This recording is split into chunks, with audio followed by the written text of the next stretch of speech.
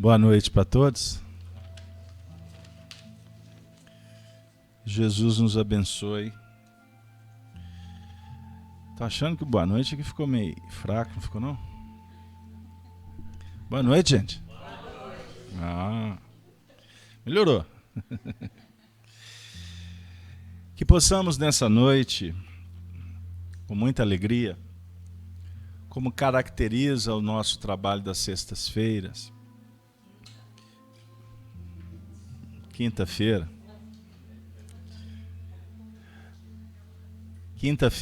é a força do hábito, né? Nossas noites de quinta-feira, hoje, que dia que é hoje? 13. Hoje é dia 13 de abril do ano de 2017. Uma data muito especial. Então a gente dá boas-vindas para todos. Alguém vindo à casa a primeira vez? Sejam bem-vindos. Que possamos todos nos sentirmos acolhidos dentro dessa ambiência fraterna, amiga. Nós iniciamos também fazendo aquela saudação a todos os nossos amigos teleouvintes que nos acompanham através da rádio Brasil Espírita e da rede Amigo Espírita, através da transmissão do YouTube, do Facebook, os nossos companheiros que nos acompanham nesse momento no chat, endereçando um abraço a Cleusa, a moderadora. Boa noite, Denise, que você possa envolver o pessoal para que eles enderecem as participações, para que a gente possa fazer um trabalho interativo, agradável para todos. Hoje, véspera de um feriado nacional, amanhã é comemorada a Sexta-feira da Paixão, não é isso? Então, que a nossa atividade possa também atender não só aos nossos anseios, o nosso aprendizado em torno das leis da vida, mas também possa criar aquela ambiência que favoreça um intercâmbio espiritual com os nossos amigos do plano maior e com aqueles companheiros que estão em faixas que caracterizam por necessidades. Enfim, que a gente possa chegar ao final do trabalho em paz. Nós estudamos, portanto, o Livro dos Espíritos, que completa esse ano 160 anos da sua publicação, que é a obra básica da doutrina espírita. O Livro dos Espíritos foi editado no dia 18 de abril de 1857, tendo como Allan Kardec o seu codificador, o seu organizador. Ele é dividido em 4 partes e nós estamos trabalhando a segunda parte da obra no capítulo 2º, intitulado Encarnação dos Espíritos. Nós vamos trabalhar hoje a questão 134 até a questão 135. Obviamente que eu vou apenas abrir um painel em torno destas questões. Eu vou fazer a leitura de todas elas e vamos iniciar o estudo que, por certo, vai prosseguir nas próximas semanas. Na questão 134, Allan Kardec questiona assim os espíritos. Que é a alma? Resposta: um espírito encarnado. Questão 134A. Que era a alma antes de se unir ao corpo? Resposta: espírito. Questão 134B. As almas e os espíritos são, portanto, idênticos? A mesma coisa? Sim. As almas não são senão os espíritos. Antes de se unir ao corpo, a alma é um dos seres inteligentes que povoam o mundo invisível e que revestem temporariamente um envoltório carnal para se purificarem e se esclarecerem. Questão 135. Há no homem outra coisa além da alma e do corpo? Resposta: há o laço que une a alma ao corpo. Allan Kardec volta perquirindo. Qual a natureza, então, desse laço? Se existe um laço que une a alma ao corpo, qual é a natureza deste laço? Resposta: semimaterial. Isto é, intermediário entre o espírito e o corpo. É preciso que seja assim para que eles possam comunicar-se um com o outro. Por meio desse laço, é que o espírito atua sobre a matéria e vice-versa. Agora nós vamos ler uma nota que Allan Kardec coloca para ajudar no entendimento dessa resposta. Kardec diz assim: o homem é, portanto, formado de 3 partes essenciais. Primeira, o corpo, ou ser material, análogo ao dos animais e animado pelo mesmo princípio vital. 2. A alma, espírito encarnado que tem no corpo a sua habitação. 3. E o terceiro e último, o princípio intermediário, ou perispírito, substância semimaterial que serve de primeiro envoltório ao espírito e une a alma ao corpo. Tais são, num fruto, a semente, a polpa e a casca. Repetindo, no fruto, a semente, a polpa em torno da semente e a casca. Parece simples, não parece? Mas é para nós um grande desafio. Então aqui a gente verifica o seguinte. Eu vou tentar simplificar para ficar bem inteligível. Quando a gente usa o termo alma, a alma pode ser utilizada para várias coisas, não pode? A alma de um livro, a alma de um assunto, a alma da casa, a alma penada.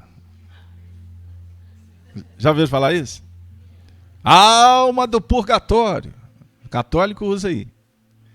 E aí a gente vai trabalhando nessa ideia. Então, na realidade, nós vamos entender aqui com Kardec uma diferença. Ele faz uma explicação muito interessante, diferenciando alma de espírito. A pergunta 134, vamos voltar? O que é a alma? A alma é um espírito que encarnou. Então peraí.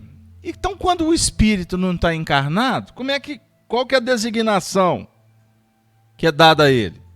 É a pergunta seguinte: o que era a alma antes de se unir ao corpo? Era um espírito. Então nós vamos subentendendo que a alma na realidade é o espírito encarnado.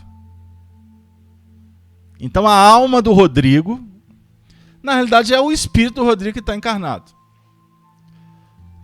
Senta conosco aqui, Marcelo, faz favor. Marcelo, seja bem-vindo. Marcelo é um amigo nosso que está aí sempre nos visitando aí quando é possível. Seja bem-vindo, Marcelo. Marcelo é integrante da equipe da Rede Amigo Espírita. Mineiro da Gema, Belo Horizonte, mas ele mora lá no Acre há 25 anos. É isso mesmo, Marcelo. Então a alma é o espírito que está encarnado. Quando a alma desvincula do corpo, ela vai se desvincular por dois motivos. Nós nos desvinculamos, a nossa alma se desvincula do nosso corpo quando nós dormimos. Vocês sabiam disso? É a chamada emancipação da alma. O corpo repousa, não é? A gente entra então num processo do sono. E o sono vai favorecer para que haja o sonho. O que vem a ser o sonho? O sonho, ele reflete, ele traduz um pouco da experiência que a alma, que se libertou do corpo, voltou a ser espírito, certo? Vai ter no mundo espiritual. E a gente, o nosso espírito, vivendo essas experiências são reproduzidas na nossa memória física. Porém, a nossa memória, o nosso cérebro, ele assimila muito pouco. Ele não tem a capacidade de assimilar muito no que remonta a essas experiências que nós temos quando deslindado, libertos desse arcabouço que é o nosso mundo, que é o nosso corpo físico. Porque o espírito, no mundo espiritual, ele vive numa dimensão diferente dessa dimensão espacial nossa aqui, de largura, de profundidade e de altura. Nós vamos viver a quarta, a quinta, a sexta dimensão. E nesta vivência no mundo espiritual, a intensidade é diferente e é muito mais intensa. Então nós, quanto espíritos, a nossa capacidade é infinitamente superior à nossa capacidade quando nós estamos na Terra, encarnados. A alma está vinculada ao corpo. O corpo dificulta, o corpo oblitera, o corpo impede que a alma tenha a desenvoltura que normalmente ela tem quando é espírito, ou quanto na condição de espírito. Ficou claro isso aí? Então, esta é uma condição. O corpo dorme, sono, sonho. Então, o sonho, ele conta um pouquinho para nós do que a gente viveu no mundo espiritual durante a noite. Porém, como eu disse, ele vai refletir nem 5%, 10%, quando muito, do que a gente viveu lá. Ficou claro? E tem um detalhe. O tema nosso não é o sono, nem é o sonho. Mas eu não posso perder a viagem. Um detalhe. Porque como o cérebro não consegue registrar com clareza as experiências, as memórias nossas, quando nós despertamos, elas são pálidas, elas são simbólicas.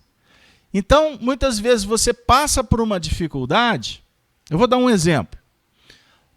Uma dificuldade que nós temos numa vivência espiritual, ela muitas vezes, quando a gente retorna, por exemplo, após um pesadelo, muitas vezes a gente transfere essa dificuldade lá para o mundo de fora. Por exemplo, eu sonhei que tinha um cachorro me perseguindo. Não significa que quando você estava no mundo espiritual, tinha lá um Doberman, um Rottweiler, hein? Um cão bravo te perseguindo. Não necessariamente. Você pode ter vivenciado uma experiência que te causou muito desconforto e essa experiência é sua. Você entendeu um determinado assunto e se sentiu extremamente para baixo, perseguido pela sua própria inibição. Mas pode também você viver uma experiência que no mundo espiritual tem um cachorro te perseguindo. Pode sim. Mas pode ser uma pessoa. Você pode entender que tem alguém fazendo alguma coisa que te desfavoreça. E isso te causa, talvez, um transtorno lá. Então, quando você volta para o corpo, o sentimento, as emoções, é que vão ficar na memória.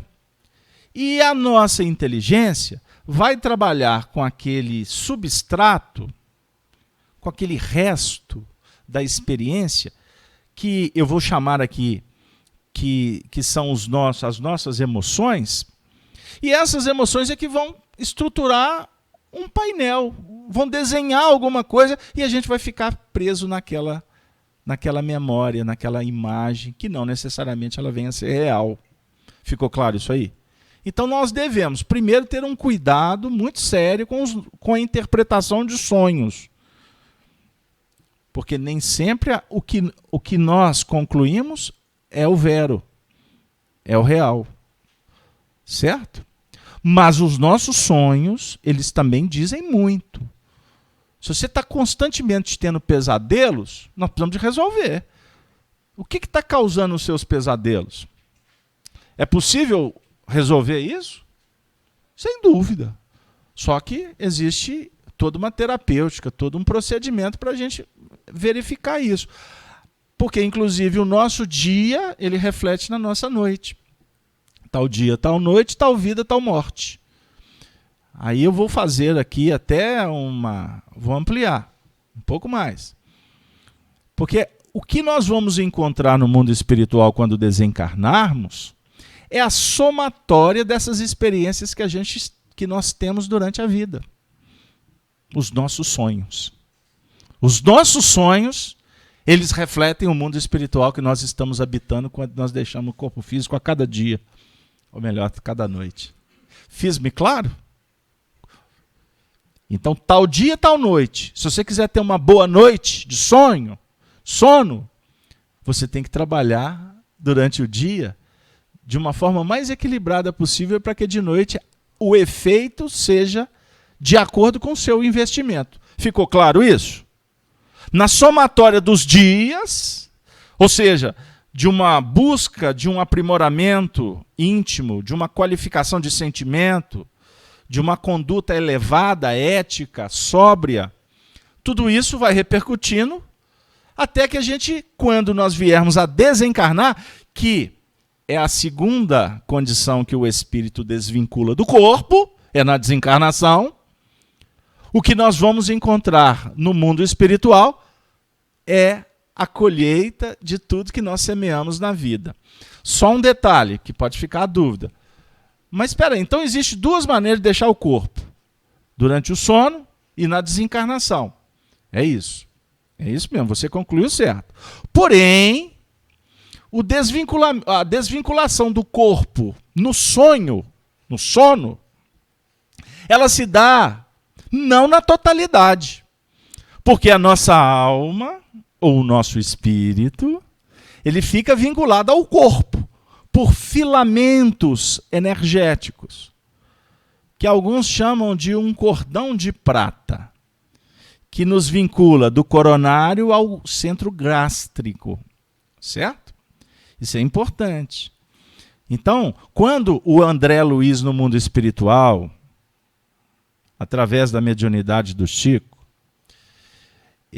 Gesto, abre para mim que eu vou puxar um pouquinho para trás.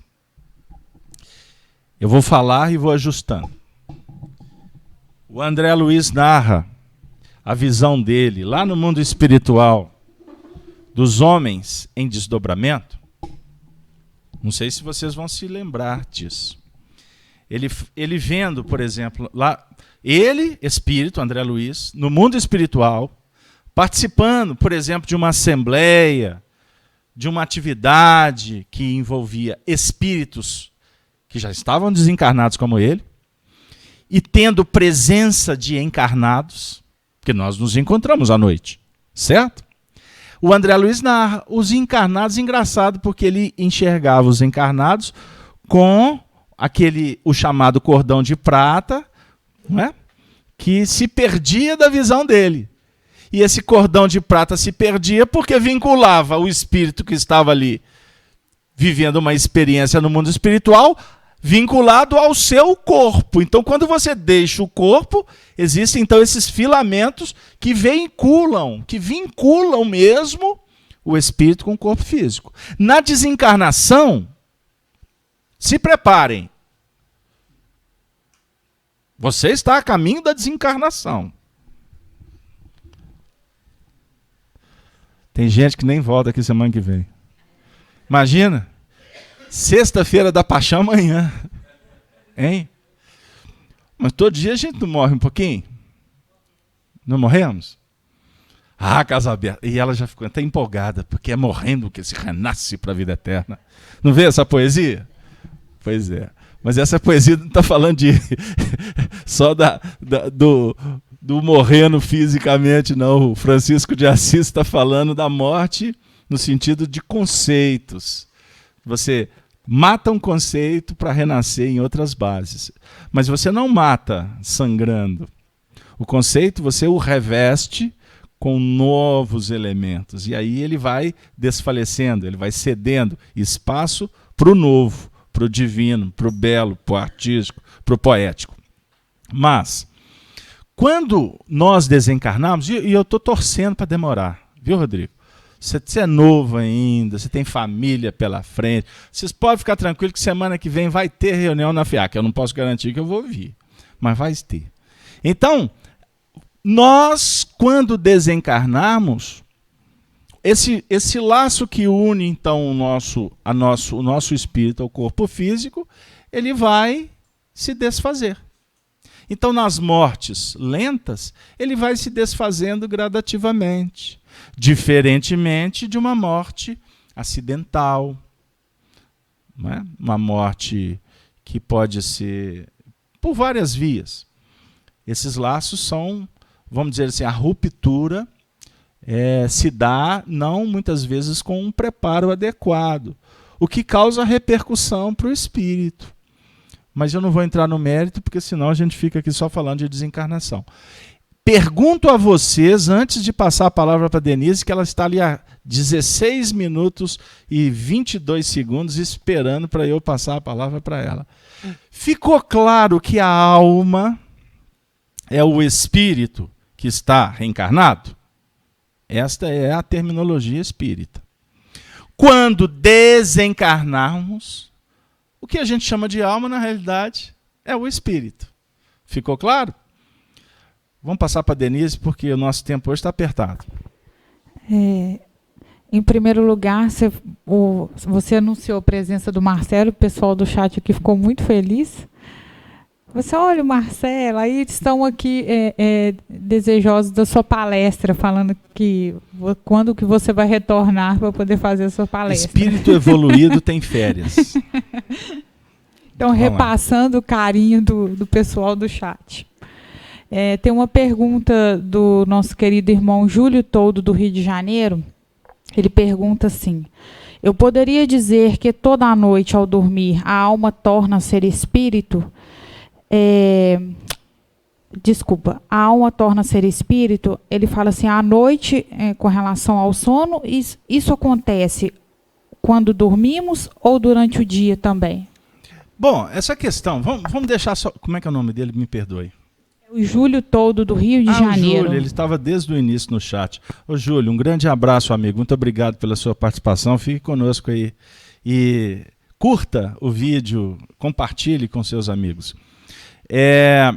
A questão da alma e do espírito é uma maneira didática que Allan Kardec utiliza. Porque todos nós somos espíritos, nós não somos alma. Ficou claro? Isso é só para diferenciar. É só para a gente entender de uma forma muito tranquila. Porque senão fica complicado para alguns falar assim, o espírito do Marcelo está aqui na reunião. Lá no chat o pessoal fala assim, Marcelo, como é que o Marcelo está encarnado ou desencarnado? Marcelo vem em desdobramento? Ah, mas aí eu também não vou dizer, a alma do Marcelo está aqui. Olha que complicado. Aí eles vão falar assim, Marcelo, alma penada? Ou será que o Marcelo... Pegaram lá? Isso é apenas para a gente diferenciar. Comunicou-se um espírito numa reunião. todo mundo vai entender que é uma entidade espiritual que se comunicou. Porque ele se comunicou através de um médium. Aí os termos vão se ajustando. Não é? Porque o médium é um espírito que está encarnado, mas eu não vou chamar o médium de espírito. É a alma do médium que está ali atuando. Ficou claro? Quando eu toco nesse assunto, eu passo por ele numa velocidade cada vez mais rápida. Porque senão a gente fica identificando termos e a gente deixa de falar do que é mais importante, que é o espírito da letra. Tirar o espírito da letra. Isso para nós, voltando ao companheiro todo, nós todos, portanto, vivemos o processo da emancipação da alma. Todos. Quanto mais o espírito investe na parte espiritual, a tendência é que as suas experiências no sonho, vou chamar de sonho que todo mundo vai entender, que as suas experiências sejam cada vez mais claras. Porque se a matéria oblitera, dificulta para que a gente tenha as memórias, isso se dá também pelo apego que nós vamos implementando na nossa vida às coisas materiais. Ficou claro? O médium. O que é o médium? Eu escuto e não sei. O médium é uma alma encarnada, é um indivíduo, é um ser humano que tem faculdades sensoriais no seu corpo espiritual. Lembra que o Kardec falou? Da semente. O que é a semente? A semente representa o quê? Pode falar, gente. Não é prova do Enem. Eu sei que vocês pagaram neste Enem uma inscrição mais cara, 20% aumentou. Né? Coitado do governo, está sem dinheiro. Mas não, vocês não vão ser reprovados. A semente representa o quê? O espírito, o corpo físico ou o perispírito? Como é que é? Agora vocês encarnados, porque as almas... Não, espera aí, vocês. Agora os encarnados. A semente representa o espírito. Pode falar, gente, mas é feriado. Lembram que ele citou aqui o fruto? Em torno da semente tem o quê? Polpa. Me poupa aí. Já escutou uma... A polpa. A polpa representa o quê? Já que a semente representa o espírito. O corpo, eu vou ajudar. Não devia, mas eu vou ajudar. Igual o professor Raimundo. Eu não devia, mas eu vou te ajudar. Ou o Captei. Captei vossa mensagem, amantíssimo mestre. A polpa representa o perispírito. Por quê? O perispírito é o corpo espiritual que vai modelar o corpo físico. Vocês sabiam disso? Então, a nossa estrutura física, a matriz dela está no corpo espiritual. Fiz-me claro? Maçã apodrece pela casca ou por dentro? Errado. Ela pode. Não é errado, né? Há controvérsias. Porque a maçã pode apodrecer pela casca, como ela pode apodrecer pela polpa, não pode? Por dentro. Por que ela pode apodrecer pela casca? É só num cesto de maçãs belíssimas, né? Você colocar uma maçã podre. O que vai acontecer? A maçã podre com as outras maçãs. Hein? Há controvérsia? Gente, vocês estão muito fraquinhos. Vou levar vocês para fazer um curso nos hortifrutigranjeiros. Né? Então, o corpo físico é a casca. Vamos para esse simbolismo. Se o perispírito, a polpa, estragar, a casca, naturalmente, vai demonstrar o que está podre lá dentro. Certinho? Por isso que eu costumo brincar dizendo, eu estou numa casquinha danada. Porque o que na realidade precisa de ser ajustado é a polpa. É a polpa? Ou é a semente? O que vocês acham? A semente ou a polpa? Responda. Ou é ou deixa de é. Há controvérsia. Porque a semente, ela não estraga. O que eu quero dizer com isso? O Espírito, ele é santo.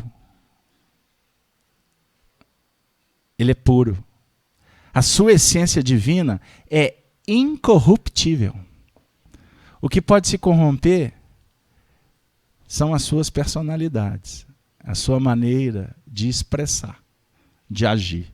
Nós podemos conspurcar as nossas emoções, os nossos sentimentos, os nossos ideais, mas a essência espiritual, ela é inviolável, ela é inatacável. Nós somos Cristos. Nós somos filhos de Deus. Pegaram lá? Isso é extraordinário para a gente pensar. Porque senão daqui a pouco a gente está falando que a semente está estragada. Não é não. É a performance. Mas a essência é divina. Guardem isso. Ficou claro? A pergunta do companheiro. Meu tempo está acabando nesse sentido. Quando eu fui falar do médium, lembra? O médium é o encarnado que tem aqueles laços que prendem o seu corpo físico ao corpo físico. Esses laços são mais tênues. Eu vou chamar assim, eles não são tão enrijecidos como numa pessoa dita normal.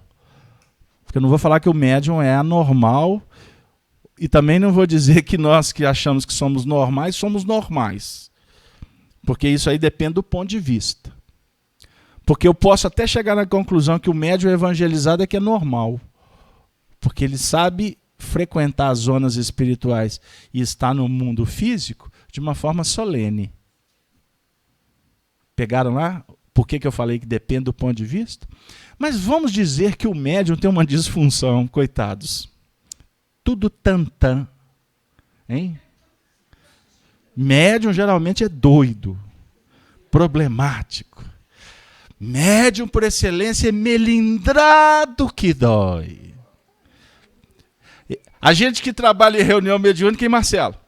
Você precisa ajustar um parafuso com o médium, você tem que usar antigripante, azeite, você tem que ensaboar, você tem que dar a volta, sabe? Você tem que perguntar como é que tá a mamãe, o papai, a família, o dinheirinho tá bem aí, para você chegar e falar.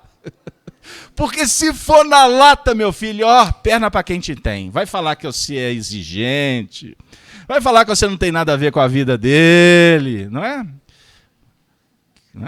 Não está disposto a ouvir. Aí o que poderia ser um diálogo passa a ser monólogo. Eu tenho batido muito nessa tecla aí, eu estou vendo que tem gente repetindo por aí. Mas é isso mesmo. Você está ali dialogando, mas na realidade não é um diálogo, é um monólogo. Eu estou falando, e em tese você está ouvindo, mas você não está ouvindo bolufas, porque enquanto eu estou falando, você está com duas espadas na mão, preparando para dar uma decepada na cabeça do outro, na hora que ele terminar de falar. Agora é minha vez. Você já falou demais. Não prestou absolutamente atenção em nada do que o indivíduo falou. E o diálogo, ele pressupõe isso. Você fala. Quando alguém está falando, ele tem que falar como um educador. Por isso ele tem que aprender a falar com nobreza. E quem está ouvindo, se for inteligente o suficiente para ser humilde, e isso não é para espírito nobre, não. É para quem está se candidatando para ser. Porque espírito nobre já é por excelência. Humilde, prestando atenção em tudo. Então, se pudermos agir com inteligência, quando alguém estiver falando, preste atenção, não em quem está falando, mas no que ele está dizendo. Por quê? Todos somos médiuns. Cada vez que eu manifesto, eu estou manifestando o meu pensamento e costuma de trilhões de outros pensamentos que eu, como uma antena viva, vou captando, decodificando e colocando para fora. Mas o indivíduo pessoaliza. O Marcelo está falando, ele não está prestando atenção no conteúdo que o Marcelo está esboçando. O que o Marcelo está falando que é bom para mim? Não. Lá vem Marcelo de novo. Vocês já viram dentro de casa? Ai, meu Deus, eu lá em casa não posso abrir a boca. Todo mundo já viu e falou assim, lá vem palestra. Você qualquer manifestação com intuito, mas o indivíduo não está prestando atenção no que você está falando. Lá vem o palestrista. Pegou lá, Rodrigo? Então é por isso que Jesus disse que o profeta ele não tem valor dentro de casa, não. Ele só tem valor lá fora. Lá fora faz fila para te ouvir, mas dentro de casa a turma está, ó, perna para quem te quer. Ou para quem tem, né, Marcelo? Não, quer dizer, não está prestando atenção em alguém que está sendo instrumento para te dizer alguma coisa. Então, voltando, o médium, até agora para responder o rapaz. O médium, quando ele entra num determinado tipo de transe, que pode ser na vigília, é para estar conversando com você aqui. Ele está olhando para você, você está olhando para ele. Mas num átimo de tempo ele desprende. Ele, não é que ele desprende, que ele vai literalmente passear. Mas ele desprende, ele entra numa dimensão, num átimo de tempo, que nem pode ser mensurado em alguns casos. Não tem energia para mensurar. Ele entra num espaço, numa frequência, ele vai no passado, vai no futuro, diagnostica, entra em relação com o espírito, e daqui a 2 segundos ele está olhando para você de novo, consciente. Quanto mais desenvolvido o médium, quanto mais ostensividade o médium possui, mais ele frequenta estas zonas, que eu vou chamar aqui de interdimensionais. O que significa isso? O mundo espiritual ele possui várias dimensões. Dimensões sutis, dimensões mais densas, dimensões que habitam espíritos inferiores, dimensões que habitam espíritos superiores. Está complicado, gente? Melhor eu voltar para a Terra? Ou posso ir embora? Então vou continuar lá fora. E ele frequenta essas zonas num processo de desdobramento. Sutil. Fiz-me claro? Sutil. Porque ele não pega o que está no mundo espiritual pelo olho, pela audição, pelo olfato. Não. É pela alma dele que se deslinda, o seu perispírito, que se torna o veículo para captar o que a mente registrou, e isso automaticamente vai sendo decodificado e assimilado pelo corpo físico. Então o médium ele pode se desdobrar durante o dia, não só durante a noite. Arnaldo Rocha conta para a gente como era complexo lidar com o Chico. Porque o Chico, com a ostensividade mediúnica dele, o Chico, num diálogo, o Arnaldo chegou... A relação era tão legal entre eles, tão próxima, que o Arnaldo, em pouco tempo, identificava quando o Chico estava em transe. Muitas vezes as pessoas estavam conversando, e o Arnaldo identificava que o Chico, embora estava ali, com aquele sorriso dele, cândido, dando um sorriso maroto, etc., o Arnaldo pegava quando ele desdobrava. E passava assim, pouco tempo depois... ele via que até o jeito do Chico, a expressão facial do Chico mudava. Assim, em questão de 30, 40 segundos. O Chico tinha um problema ocular, e o Arnaldo, inclusive, foi identificando que quando ele entrava em transe, o globo ocular modificava. Tinha a íris dele, alterava. Então, e ele chegava, e de uma forma imperceptível, e retomava as funções orgânicas. Olha para você ver que legal.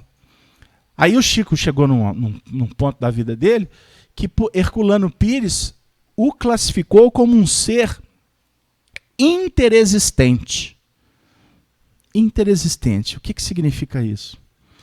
Ele vivia com muita intensidade na dimensão espiritual que ele estava. Por exemplo, o Chico ia para o mundo espiritual. Ele estava numa reunião mediúnica. Por exemplo, psicografando páginas e páginas. O povo olhando para o Chico, ele com aquele gesto característico, escrevendo, página por página. E muitas vezes o Chico, na realidade, não estava ali.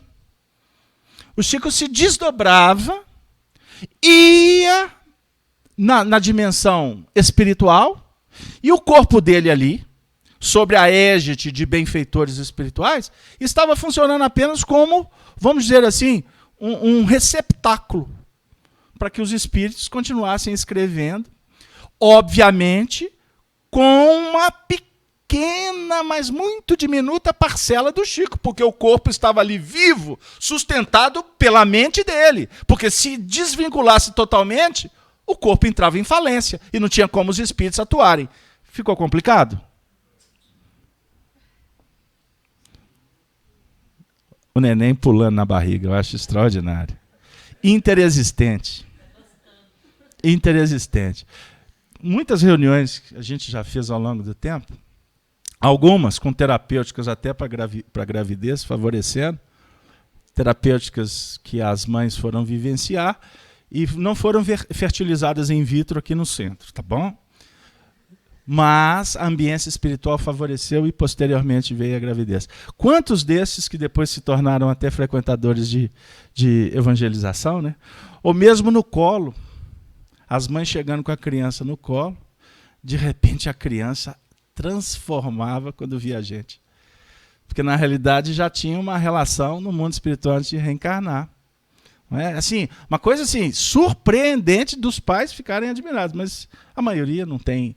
Não, né? A gente não entra no mérito, mas a gente identifica essa relação. Isso é interexistência. Ele está ali, a alma dele já está vinculada. Porque a vinculação se dá no encontro do espermatozoide com o óvulo, ok? Ali já tem reencarnação.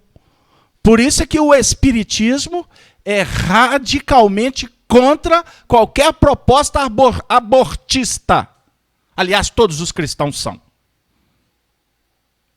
Toda doutrina, toda ideologia que tenta entrar com a proposta do aborto é trevosa.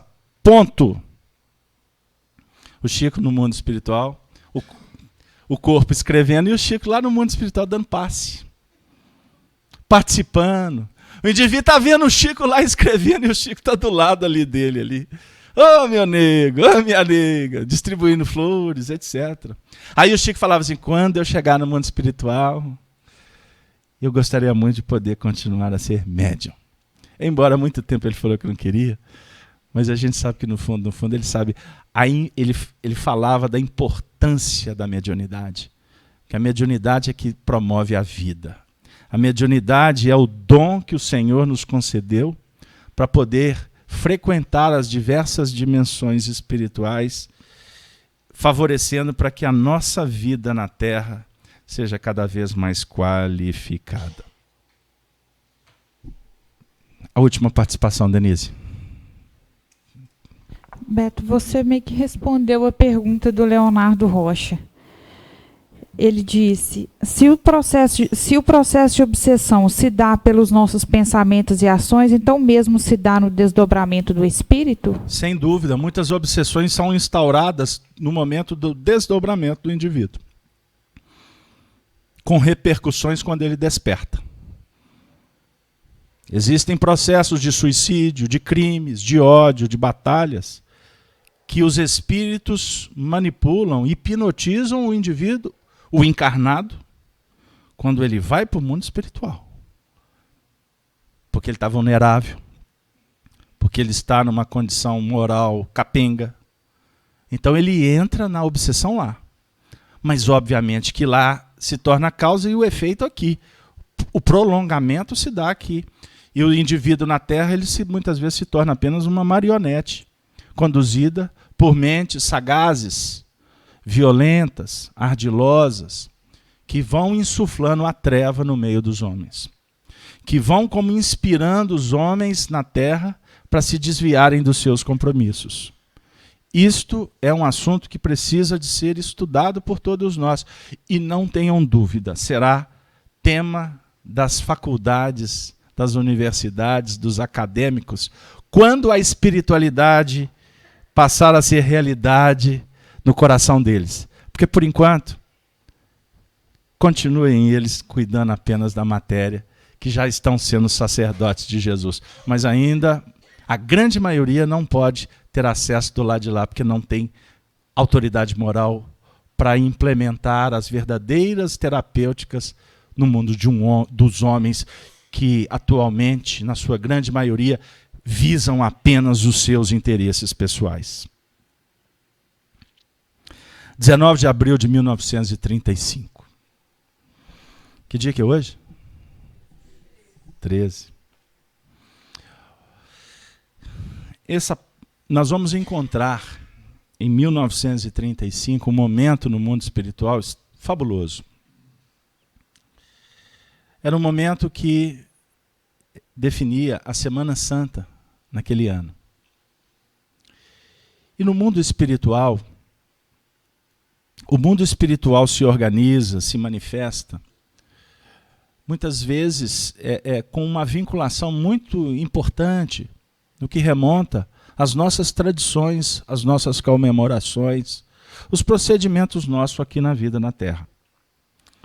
Porque o mundo terreno, ele é superintendido, ele é gerenciado pelo mundo espiritual, não tenham dúvida disso. E isso para nós, principalmente nesse momento de muita crise, é extremamente consolador. Extremamente consolador. Hoje eu refletia sobre essa vassoura que está sendo passada no planeta, e graças a Deus, Piaçava aqui no Brasil. Não é de pelo, não. Vassoura Piaçava. Eu fiquei pensando assim, como que a vida é sábia. Há 220 anos atrás, nós promovemos uma revolução que guilhotinou milhares de pessoas. E hoje essa revolução está acontecendo nas bases que envolvem a moral, a ética. E ela parte de um poder soberano na Terra. O poder soberano não está na mão de homens. O poder soberano está no coração do povo. Em 1970, John Lennon deu uma entrevista que incomodou muita gente, quando ele disse: no dia que os homens deixarem de acreditar nos pais, nos super-homens, que são os poderosos da terra, os políticos, e compreenderem que o poder está na mão deles, tudo vai se resolver na terra. John Wister Lennon. Ele estava dizendo mais ou menos assim, que quando nós realmente valorizarmos o reino de Deus, o mundo de César se curva naturalmente. E o mundo de César, Roma, passa a cumprir a missão dela, que é pavimentar as sendas, os territórios do mundo, dos homens, para facilitar para que em todos os caminhos o evangelho seja disseminado, divulgado e, acima de tudo, vivenciado. Isso para nós é extraordinário pensar, porque a conclusão que eu quero chegar é muito simples. Jesus é o diretor principal. Ele é o governador deste planeta.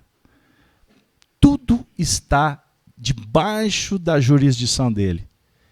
E o objetivo sempre é o progresso. Então, quando você julgar, quando você chegar a concluir que não tem solução, lembre-se, Jesus está à frente. E basta um estalar de dedo, tudo modifica. O que pode ser tragédia para alguns, está sendo uma alvorada para quem tem uma visão mais ampla. Silêncio augusto cai sobre a cidade santa, Jerusalém. Descrição do espírito Humberto de Campos. E agora eu vou mudar o estilo totalmente, porque nós precisamos ser detalhistas. E eu vou convidá-los para uma reunião em Pedro Leopoldo, nesse dia 19 de abril de 1935. Humberto de Campos, através da mediunidade de Chico Xavier, traz esta história. Silêncio augusto cai sobre a cidade santa. A antiga capital da Judéia parece dormir o seu sono de muitos séculos. Além, descansa Getsemane, onde o Divino Mestre chorou numa longa noite de agonia. Acolá está o Gólgota sagrado. E em cada coisa silenciosa há um traço da paixão que as épocas guardarão para sempre. E em meio de todo o cenário, como um veio cristalino de lágrimas, passa o Cédron, o rio silencioso, como se as águas mudas, buscando o mar morto, quisessem esconder das vistas dos homens os segredos insondáveis do Nazareno. Foi assim, numa dessas noites, que vi Jerusalém, vivendo a sua eternidade de maldições. Os espíritos podem vibrar em contato direto com a história, buscando uma relação mais íntima com a cidade dos profetas. Eu procurava observar o passado vivo dos lugares santos. Parece que as mãos iconoclastas de Tito por ali passaram como executoras de um decreto irrevogável. Por toda parte ainda persiste um sopro de destruição e desgraça. Legiões de duendes, embuçados nas suas vestimentas antigas, percorre as ruínas sagradas. E no meio das fatalidades que pesam sobre o império morto dos judeus, não ouvem os homens os gemidos da humanidade invisível. Nas margens caladas do Cédron, não longe talvez do lugar sagrado onde o Salvador esteve com os discípulos, divisei um homem sentado sobre uma pedra. De sua expressão fisionômica irradiava-se cativante simpatia. A descrição de Humberto de Campos, o espírito, continua. Sabe quem é este? Murmurou alguém aos meus ouvidos. Outro espírito. Dois espíritos conversando. Sabe quem é este? Este é Judas. Judas? Sim. Os espíritos apreciam, às vezes, não obstante o progresso que já alcançaram, volver atrás, visitando os sítios onde se engrandeceram ou prevaricaram, sentindo-se repentinamente transportados aos tempos idos. Então mergulham o pensamento no passado, regressando ao presente, disposto ao heroísmo necessário do futuro. Judas costuma vir à terra nos dias que se comemora a paixão de nosso Senhor, meditando nos seus atos de antanho. Prestem atenção no Humberto de Campos descrevendo a figura de Judas. Aquela figura de homem magnetizava-me. Não estou ainda livre da curiosidade do repórter. Mas entre as minhas maldades de pecador e a perfeição de Judas existia um abismo. Meu atrevimento, porém, e a santa humildade do coração ligaram-se para que eu o entrevistasse, procurando ouvi-lo. Estão preparados? A entrevista de Humberto de Campos ao espírito de Judas. No atrevimento que ele se coloca ainda como repórter. Ele estava no mundo espiritual. Ele ainda tinha a chama da curiosidade. Aí ele poeticamente diz: entre a minha curiosidade, o meu atrevimento e a santa humildade de Judas existia um grande abismo. Mas eu não vou me preocupar com esse abismo. Eu vou perguntar. Eu não vou perder a oportunidade. Eu vou registrar para enviar para a humanidade. Nem que seja só um selfie. Ele se aproxima, gentilmente, e pergunta: o Senhor é de fato o filho de Iscariotes? Perguntei. Sim, sou Judas, respondeu aquele homem triste, enxugando uma lágrima nas dobras de sua longa túnica.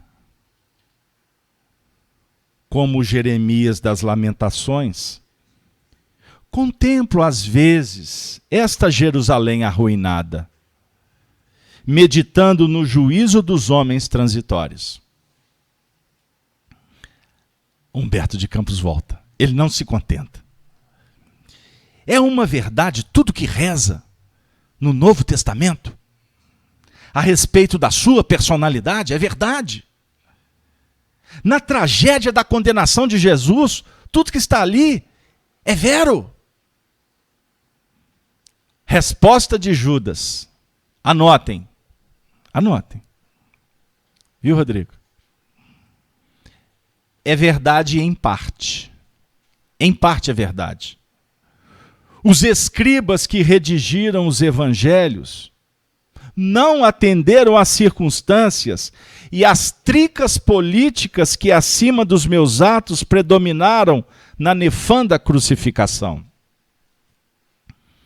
Pôncio Pilatos e o tetrarca da Galileia, além dos seus interesses individuais na questão, coisa que político geralmente não tem, tinham ainda a seu cargo salvaguardar os interesses do Estado de Roma. Empenhado em satisfazer as aspirações religiosas dos anciões judeus. Sempre a mesma história. É uma frase de Judas. Sempre a mesma história. O Sinédrio desejava o reino do céu, pelejando por Jeová, a ferro e fogo. Roma queria o reino da terra. E Jesus? Jesus estava entre essas forças antagônicas, com a sua pureza imaculada. Ora, eu era um dos apaixonados, continua Judas. Eu era um apaixonado às ideias socialistas do mestre. Porém, o meu excessivo zelo pela doutrina me fez sacrificar o seu fundador. Acima dos corações, eu vi a política. Única arma com a qual poderia triunfar. E Jesus não obteria nenhuma vitória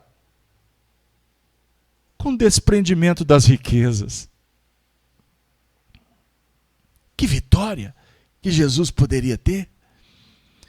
Sem se envolver com articulações, sem obter recursos para favorecer as suas campanhas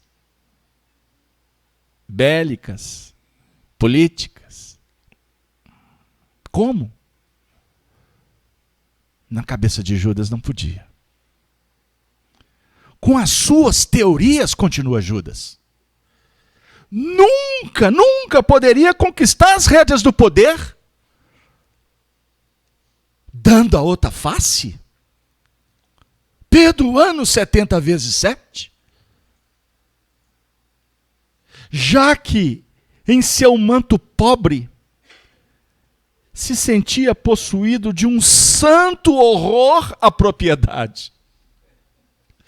Como esse homem poderia ser o Messias para libertar o nosso povo? Amante da pobreza?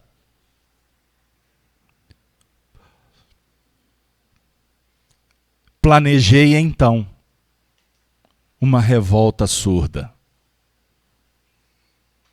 Como se projeta hoje em dia na Terra a queda de um chefe de Estado. Revolta surda. O que é uma revolta surda? Bastidores? Articulações? Bajulações? Dissimulações? Intriga? Treva? Tudo que é oculto tem cheiro de algo perigoso. Só assim que se derruba um chefe de Estado. O mestre, continua Judas, passaria a um plano secundário. E eu arranjaria colaboradores para uma obra vasta e enérgica, como a que fez mais tarde Constantino I, o Grande. Depois de vencer Maxêncio às portas de Roma, o que, aliás, apenas serviu para desvirtuar o cristianismo. Entregando, pois, o mestre a Caifás, não julguei que as coisas atingissem a um fim tão lamentável. E ralado de remorsos, presumi que o suicídio era a única maneira de me redimir aos seus olhos. O texto aqui foi muito claro, objetivo, sintético. Na humildade de Judas, ele não alongou a entrevista. Porque nós estamos vendo aqui na abordagem de Humberto de Campos, ele viu a figura de um homem que passava para ele uma tristeza, uma certa melancolia. Mesmo na condição de um espírito elevadíssimo. E os espíritos superiores não alongam a treva. Os espíritos do bem não detalham o sangue, a dor. Por quê? A dor por si só já tem as suas expressões que encontram ressonância nos corações ainda fragilizados. Então não se divulga, você guarda. Embora no mundo atual a censura ética também deixou de existir. O indivíduo muitas vezes no WhatsApp recebe, dispara, para depois disparar a vergonha em sair por aí pedindo desculpa porque mandou para o lugar errado. Por que mandou?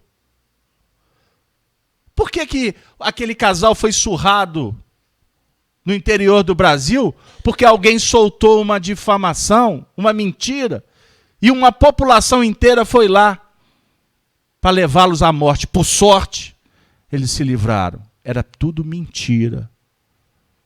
Porque se acredita na treva com uma facilidade espantosa. Incautos somos ainda diante de tantas informações.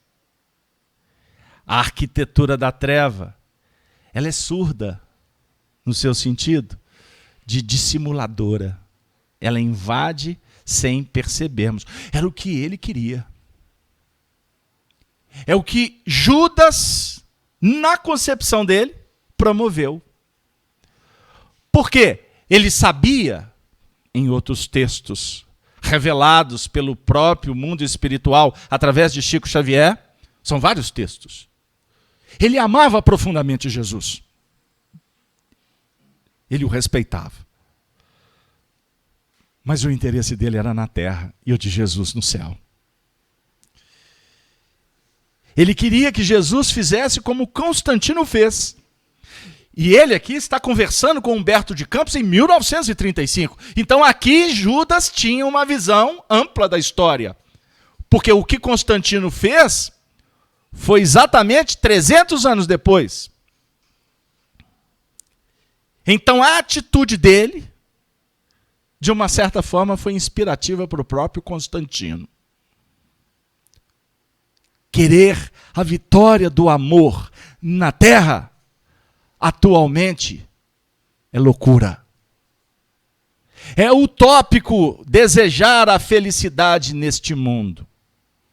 Basta estudar o Evangelho segundo o Espiritismo, porque o nosso mundo atual se caracteriza por um mundo em transformação, e em meio à ebulição transformadora que objetiva a regeneração dos corações, só há de sustentar essas revoluções os grandes atritos, as grandes crises. Porque a crise é que fomenta o despertamento dos indivíduos e, portanto, das coletividades.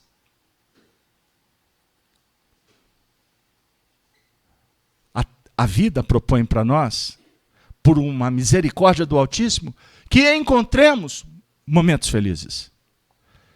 Mas querer a felicidade total é tarefa apenas para quem não tem um pouco de visão no que remonta ao grande futuro. Porque é na luta que se cresce. É a crise que promove gigantes. É na escassez que o indivíduo vence os seus limites. Porque enquanto caminhamos da facilidade, para quê? Vamos continuar porque está bom, porque é gostoso. Ele entrega o mestre para Caifás. Porque na visão dele, Caifás ia tirar o mestre do contexto. Mas ele não mensurou que Caifás seria instrumento para levar o mestre à crucificação e à morte. As consequências foram tão ruinosas, tão desastrosas, que ele define que o ralado de remorsos, ele presumiu o suicídio. E todos nós conhecemos o resto da história dos homens. Humberto de Campos volta à tona e pergunta: e chegou a salvar-se pelo arrependimento, Judas? Não. Não consegui. O remorso é uma força preliminar para os trabalhos reparadores. Depois da minha morte trágica, submergir-me em séculos de sofrimento expiatório de minha falta. Séculos de sofrimento expiatório de minha falta. Encarnado no plano espiritual, séculos se arrastaram.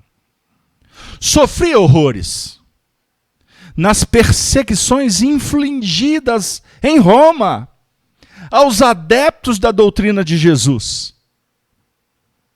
E as minhas provas culminaram em uma fogueira inquisitorial, onde, imitando o mestre, fui traído, vendido e usurpado, vítima da felonia e da traição. Deixei na terra os derradeiros resquícios do meu crime na Europa do século XV. A Virgem de Domremy, Joana d'Arc, vivenciou tudo que Judas imputou ou fora instrumento para que passasse o mestre. Joana d'Arc é Judas Iscariotes. Só conseguiu chegar ali para dar o último testemunho depois de muitos séculos de encarnações e de vivências no mundo espiritual, sofrendo terrivelmente, inclusive por acompanhar os sacrifícios dos cristãos, que de alguma sorte o vinculava nas suas memórias à história do qual ele foi, entre aspas, novamente eu digo, protagonista.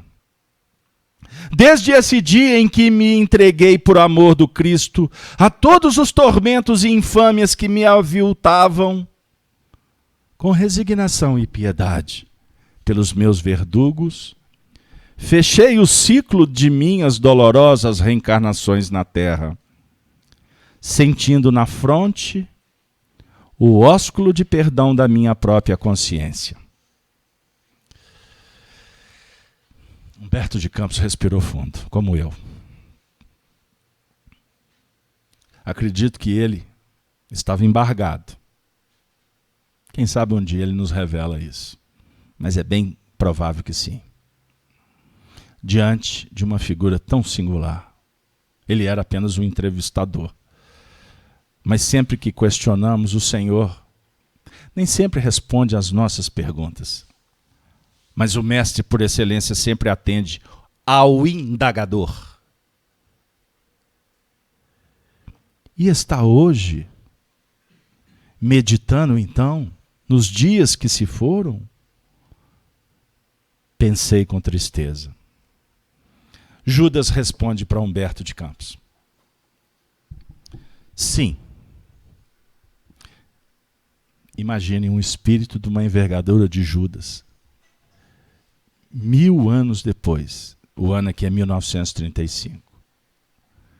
500 anos depois da morte de Joana d'Arc. Sim, estou recapitulando os fatos como se passaram. E tem muita gente por aí querendo apagar a história. Sem disposição para olhar para trás, porque olhar para trás significa um convite para reavaliar e mudar. E agora? Continua o benfeitor Judas. Irmanado com ele, com Cristo, que se acha no seu luminoso reino das alturas, que ainda não é deste mundo, sinto nestas estradas o sinal dos seus passos divinos. Vejo-o ainda na cruz, entregando a Deus o seu destino. Pai, eis aqui o teu filho. Eis aqui o meu espírito. Sinto a clamorosa injustiça dos companheiros que o abandonaram inteiramente e me veio uma recordação carinhosa das poucas mulheres que o ampararam no doloroso transe. Em todas as homenagens a ele prestadas, eu sou sempre a figura repugnante do traidor. Olho complacente os que me acusam, sem refletir se podem atirar a primeira pedra. Sobre o meu nome pesa a maldição milenária, como sobre estes sítios cheios de miséria e de infortúnio. Pessoalmente, porém, estou saciado de justiça, porque já fui absolvido pela minha consciência, no tribunal dos suplícios redentores.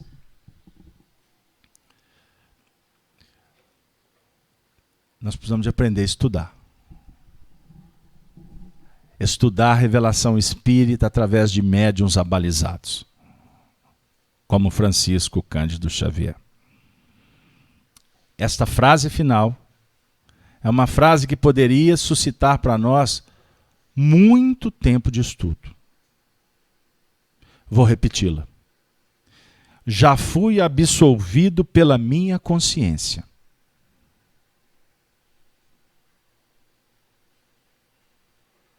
Pergunto: como está a nossa relação com a nossa consciência?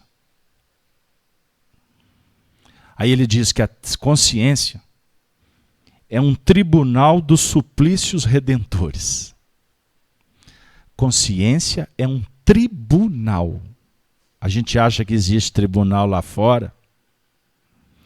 Tribunal aqui na terra é apenas para ajudar. E cumprem o mandato que o Senhor lhes conferiu, graças a Deus. Embora alguns lutam para não, porque pensam neles. Mas o tribunal está lá para cumprir a sua missão. Mas o tribunal mais superior que existe, ou mais extraordinário, é o tribunal dos suplícios redentores, que é a consciência de cada um, que juiz na terra nenhum tem autoridade para entrar. Porque a relação do Espírito com Deus, ela é inviolável. Meditemos. Ninguém pode entrar na sua consciência. Ninguém pode ajuizar. Mas você tem esta responsabilidade. Não ouvide, não deturpe, não postergue esta tarefa.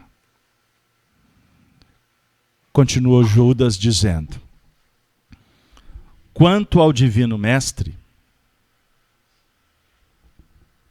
ele estava em prantos na Humberto Campos. Infinita é a sua misericórdia. E não só para comigo, porque se recebi 30 moedas vendendo aos seus algozes, há muitos séculos, ele, Jesus, está sendo criminosamente vendido no mundo.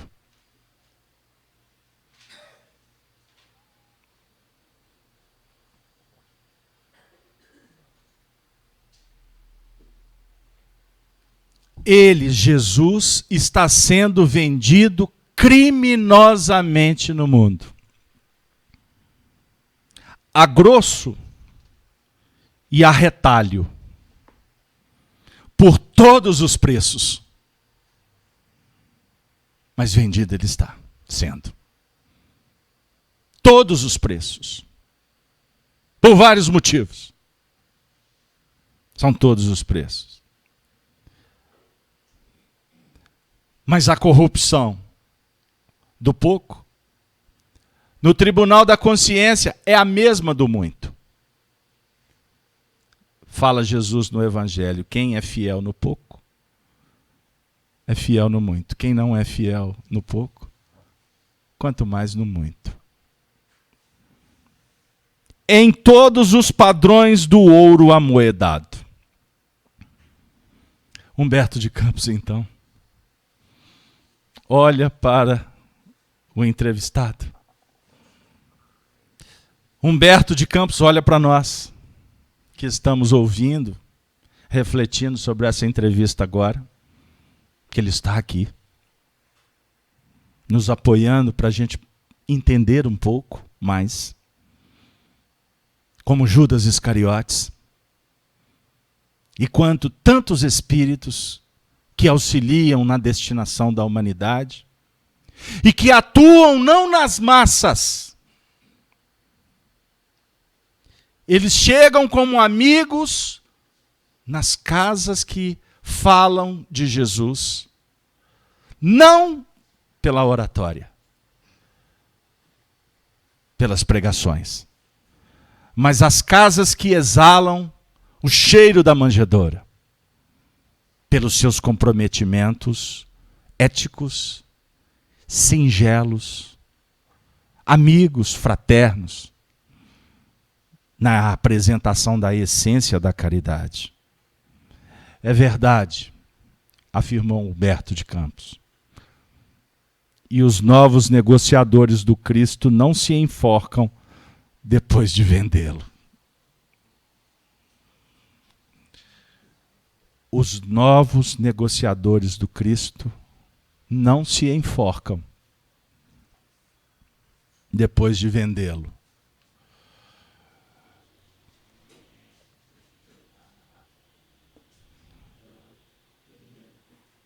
Mas a forca, ela expressa pelos condutos naturais, como efeitos das escolhas, a forca bate na porta. Porque os que vendem são os mesmos que se enforcam. São os mesmos que atraem para si todas as dificuldades do caminho. Não estamos aqui falando de forca externa, de presídios que nem sempre atendem, mas a prisão psicológica que nós mesmos vamos empreendendo. E que na atualidade o Espiritismo, como revelação divina, veio à humanidade para nos mostrar o caminho para sairmos desta condição, dos presídios que nós escolhemos ao longo da nossa trajetória espiritual. O Espiritismo é a chave para abrirmos as cadeias. O Espiritismo nos mostra como sair.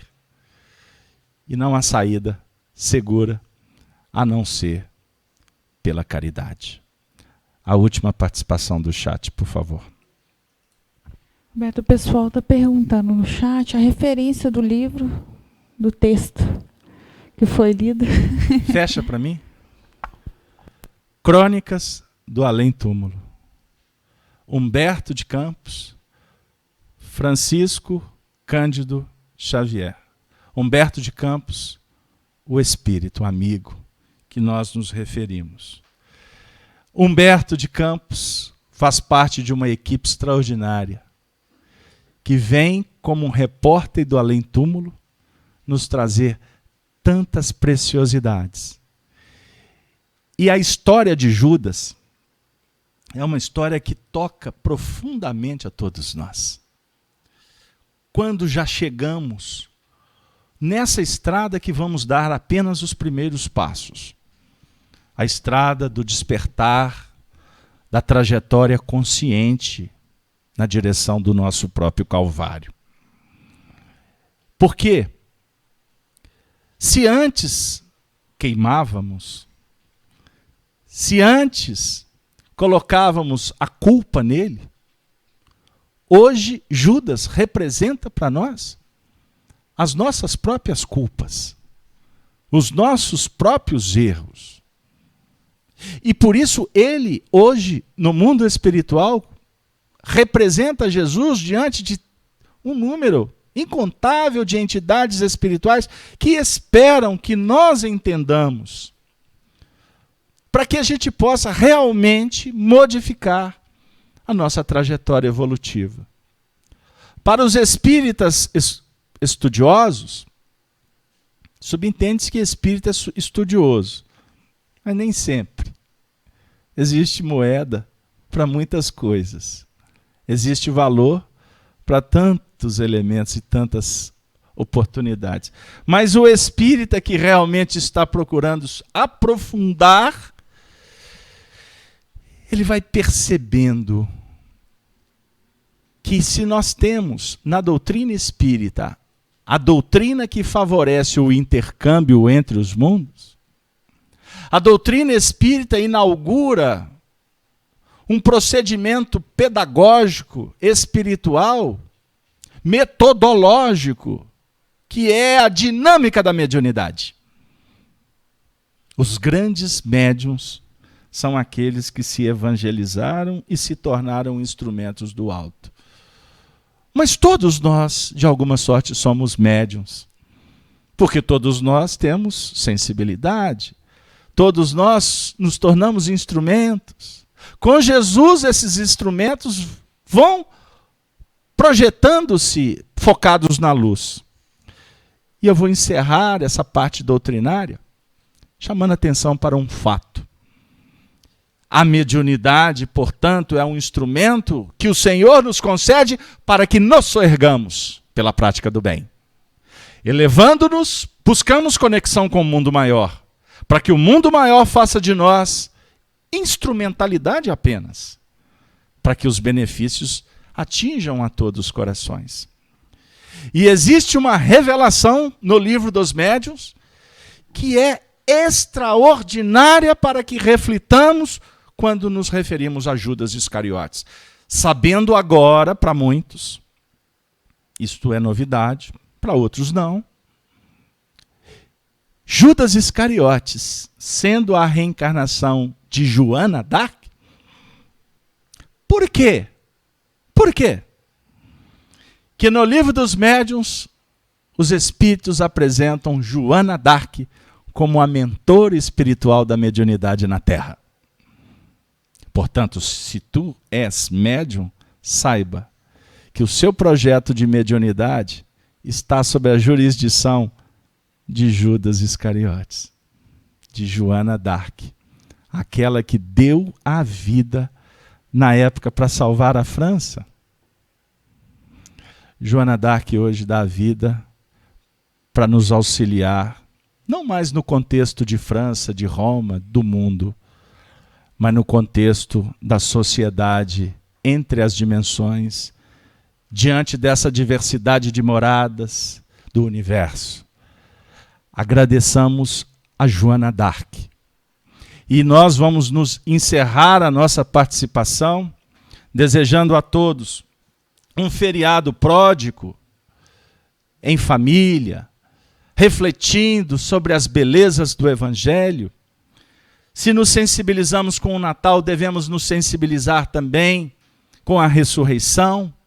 Mas para revigorarmos com Jesus na ressurreição, devemos perpassar os caminhos do Gólgota, lembrando da crucificação, porque é o símbolo da nossa redenção, é a própria crucificação, porque não é lógico, não temos autoridade para falar de cristianização, falar de Jesus, sem verificar a importância da crucificação.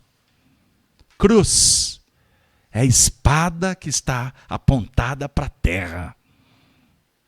Cruz é o símbolo da descida do Espírito que encarna para evoluir.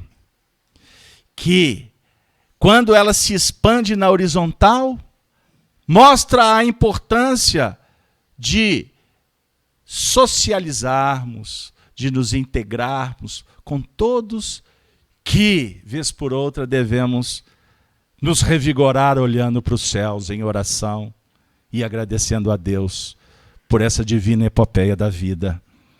E graças a Deus, a espiritualidade, nesse momento, nos estimula, nos inspira, nos emula para agradecer a tantas bênçãos aqui derramadas.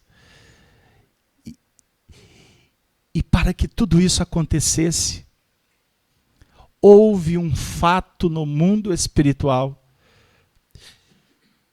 que foi descrito em forma poética pela poetisa Maria Dolores, que há de coroar o trabalho da noite, e eu peço minutinhos para vocês para recitar, para poetizar uma página que nos remete a Maria Santíssima. Porque foi Maria Santíssima, aquela alma bendita que o Senhor confiou para que ela pudesse resgatar a Judas, como ela continua resgatando a todos nós, em cada momento que abrimos o nosso coração em súplicas, por intervenção do alto. Do livro Momento de Ouro, psicografado por Francisco Cândido Xavier. Maria Dolores traz a página intitulada Retrato de Mãe. Depois de muito tempo, sobre os quadros sombrios do Calvário, Judas, cego no além, errava solitário. Era triste a paisagem, o céu era nevoento. Cansado de remorso e sofrimento, sentara-se a chorar. Nisso, nobre mulher de planos superiores, nimbada de celestes esplendores, que ele não conseguia divisar, chega e afaga a cabeça do infeliz. Em seguida, num tom de carinho profundo, quase que em oração ela diz: meu filho, por que choras?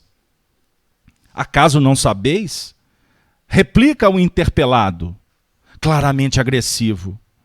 Sou um morto e estou vivo. Matei-me e novamente estou de pé. Sem consolo, sem lar, sem amor e sem fé. Não ouvistes falar em Jesus, o traidor? Sou eu que aniquilei a vida do Senhor. A princípio julguei poder fazê-lo rei, mas apenas lhe impus sacrifício, martírio, sangue e cruz. E em flagelo e aflição, eis que a minha vida agora se reduz. Afastai-vos de mim, deixai-me padecer nesse inferno sem fim. Nada me pergunteis, retirai-vos, Senhora. Nada sabeis da mágoa que me agita. O assunto que lastimo é único meu. No entanto, a dama calma respondeu: meu filho, sei por que choras, sei que lutas, sei a dor que causa o remorso que escutas. Venho apenas falar-te que Deus é sempre amor em toda parte. E acrescentou serena: a bondade de Deus jamais condena. Venho por mãe a ti, buscando um filho amado. Sofre com paciência a dor e a prova. Terás em breve uma existência nova. Não te sintas sozinho ou desprezado. Judas interrompeu-a e bradou, rude pasmo: mãe, não me venhas aqui com mentira e sarcasmo. Depois de me enforcar num galho de figueira, para acordar na dor, sem mais poder fugir à vida verdadeira, fui procurar consolo e força de viver, ao pé da pobre mãe que forjara o ser. Ela me viu chorando e escutou meus lamentos, mas teve medo dos meus sofrimentos. Expulsou-me a esconjuros, chamou-me monstro, por sinal, dissera que eu era unicamente o espírito do mal. Intimidou-me a terrível retrocesso, mandando que apregasse o meu regresso para a zona infernal de onde eu vinha. Ah, detesto lembrar a horrível mãe que eu tinha. Não me falei de mães, não me faleis de amor, sou apenas um monstro sofredor. Ainda assim, disse a dama docemente: por mais recuses, não me altero. Amo-te, filho meu, amo-te e quero ver-te de novo a vida, maravilhosamente revestida de paz e luz, de fé e elevação. Virás comigo à terra, perderás pouco a pouco o ânimo violento, terás o coração nas águas de bendito esquecimento. Numa existência de esperança, levar-te-ei comigo a remanso abrigo dar-te-ei outra mãe. Pensa e descansa. E Judas, nesse instante, como quem olvidasse a própria dor gigante, ou como quem se desgarrara de pesado atroz, perguntou: quem sois vós? Que me falais assim, sabendo-me traidor? Sois divina mulher, irradiando amor, ou anjo celestial de quem prescindo a luz? No entanto, ela, fitá-lo frente a frente, respondeu simplesmente: meu filho, eu sou a mãe de Jesus. Boa noite para todos.